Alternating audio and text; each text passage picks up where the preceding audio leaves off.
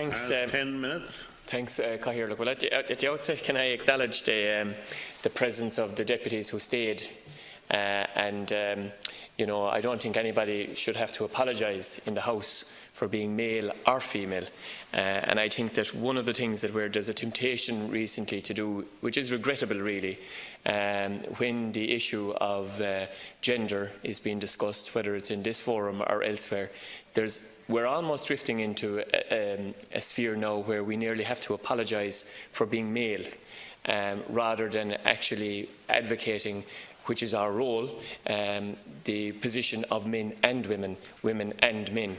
And I don't view myself as a TD for men or as a male TD. I'm a TD.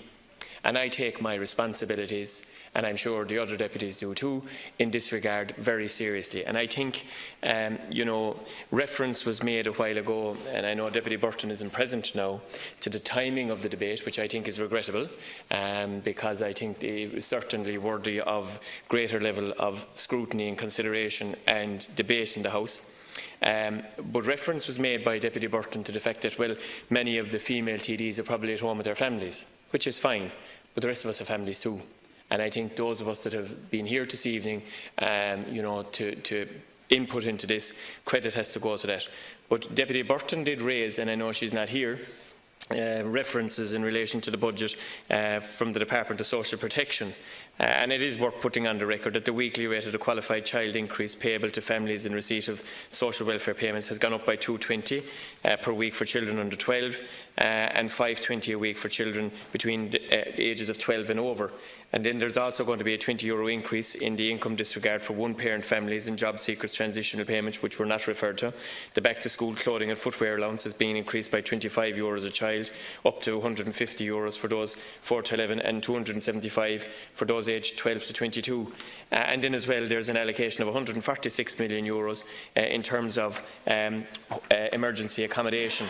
And as well as that, just in relation to the children's issue as well, there's over £1.5 billion in the 2019 budget for the Department of Children, and the introduction of the affordable childcare scheme continues, and as well as that, the adjusting of the income and child deduction thresholds under the new scheme to improve supports for additional parents that qualify.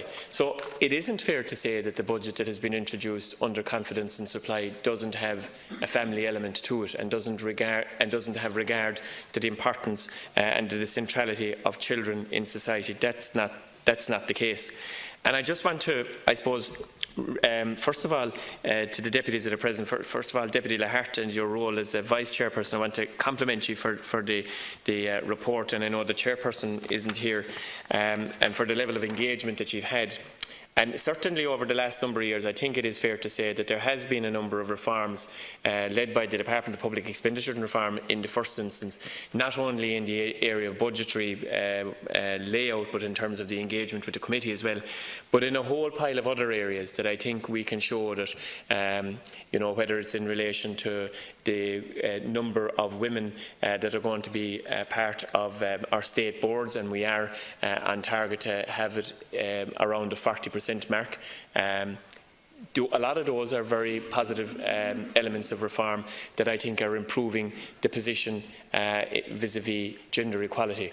But there are certainly, and I would agree with all of the speakers, Deputy Bruin and Deputy Barrett, while you may differ with the government on an awful lot of the economic philosophy, I don't think there's any difference really in terms of all of our wish that we would see you know, a greater level of engagement both with the committee in terms of the oversight and scrutiny and the pre-budgetary appraisal, but as well as that then to make sure that as a government and as an Oireachtas we are able to reach out to the greatest number of people, male and female, that we can through our expenditure, through our tax regime and through our governance.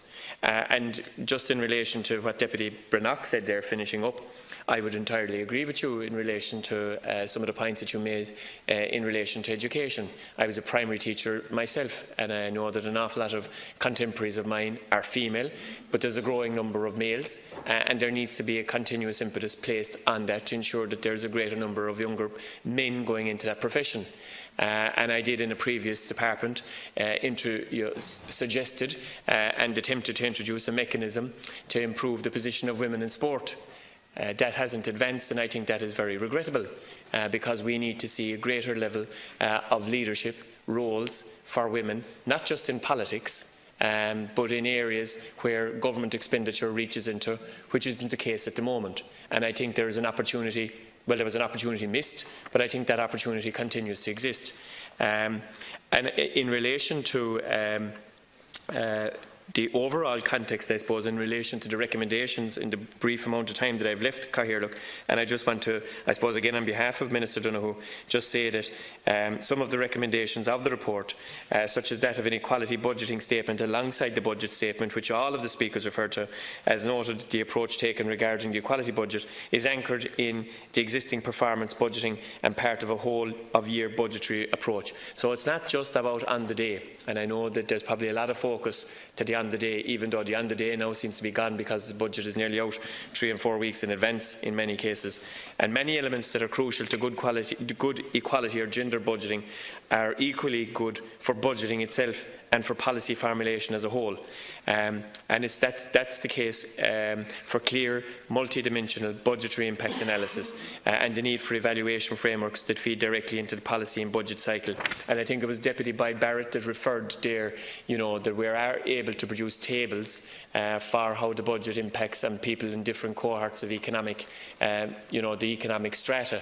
And I think as we get more and more information from the Departments of Children, from the Departments of Social Protection and Education, and continuing the work that your committee is doing, we will organically actually, I think, see the reach of the budget into what it is that we want to try and achieve, which is to make sure that that boat is lifted both for males and females. So the reporting of relevant targets as well, Cathaoirleach, and indicators aims to enhance the transparency around the progress made through achieving equality objectives. And finally, the work regarding equality budgeting will continue to complement existing structures which consider the impacts of budgetary measures such as the switch model and social impacts assessments. Work is also underway to address issues regarding data. A representative from the Central Statistics Office sits on the advisory group, and work has begun to map priorities from strategies such as the National Strategy for Women and Girls onto gender equality and budgeting.